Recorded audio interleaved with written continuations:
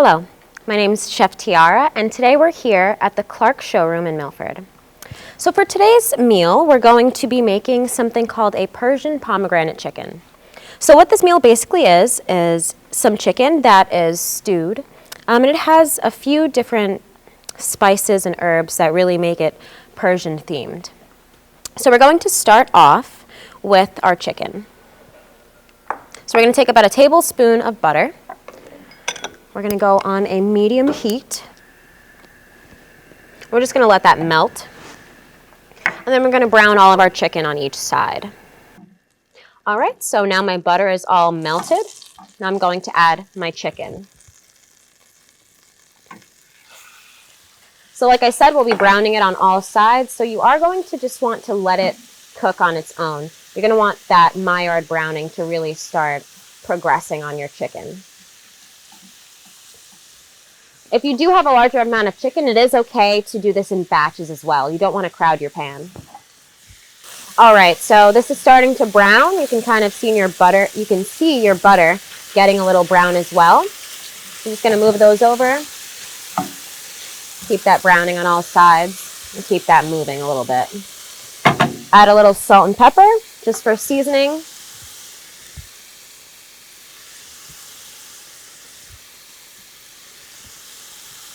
So once your chicken is browned all the way, you're going to move it into a vessel that's lined with paper towels.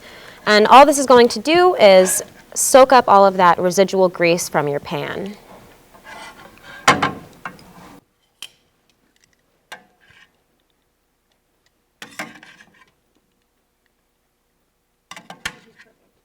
So now that all of that is into our bowl, we'll just set this aside. And all of that residual fat that was in our pan, we're going to saute our onions with that. All right, so once those are dropped down, you're going to want to keep that on a medium heat as well. All right, so now that our onions are cooked and translucent, we're going to add our chicken back in.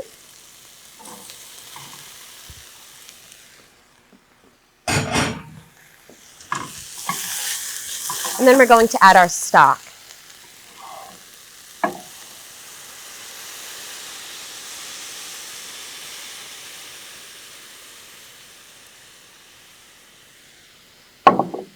So this chicken stock is really going to pull all of that really great flavored, that Maillard browning that's starting to cook onto the bottom of the pan. It's going to lift all of that up, and we're going to get a really nice sauce from this. Okay, so once you have all of that incorporated, you're just going to bring that to a boil, then reduce to a simmer and cover. That's going to cook for about 30 minutes. Now that our mixture has simmered down and reduced, now you can see it's a little more saucy, a lot less liquidy. We're next going to add in our spice blend. So that's going to be some white sugar, some turmeric,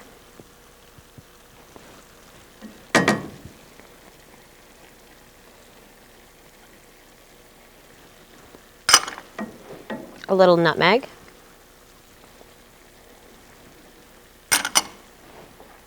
a little cinnamon, and then we'll finish that off with black pepper.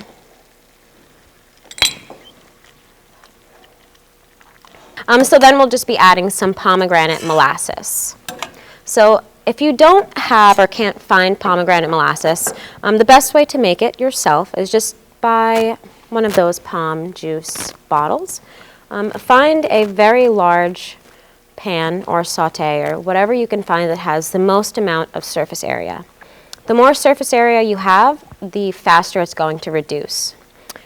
When you do reduce that, you want to keep it low and slow, and you're going to reduce it for hours. If you turn it to medium or high, the sugar content is going to cause it to burn. So it'll just be a complete mess and it'll smell really bad. So just keep it low and slow, and then just let it do its thing. You'll slowly see that it'll boil and turn into a syrup.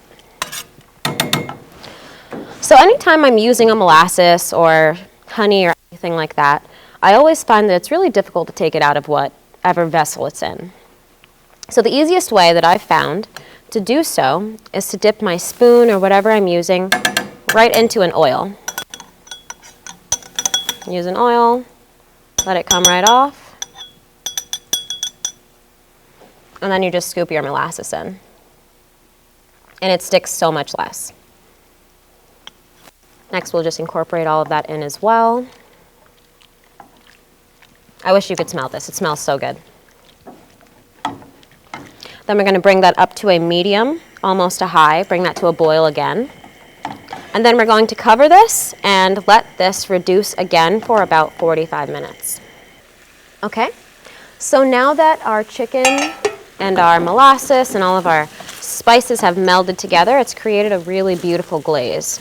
So next I'm just going to microplane a little lime zest right onto there.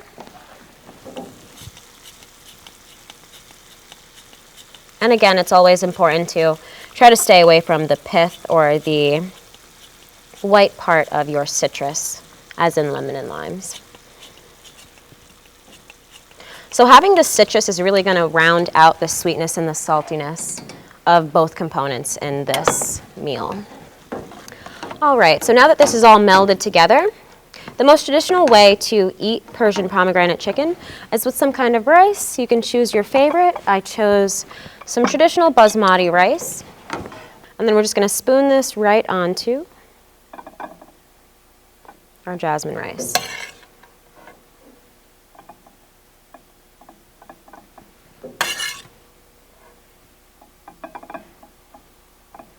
Lastly, we're just going to finish this with a little pomegranate seeds and some torn parsley. All right, so in garnishing, I'm just going to use gloves. And we're going to sprinkle on a little pomegranate seeds for garnish. And then we're just going to take some fresh parsley and tear it right onto there. And there you have it. A really beautiful, sweet, salty, hearty meal that looks beautiful.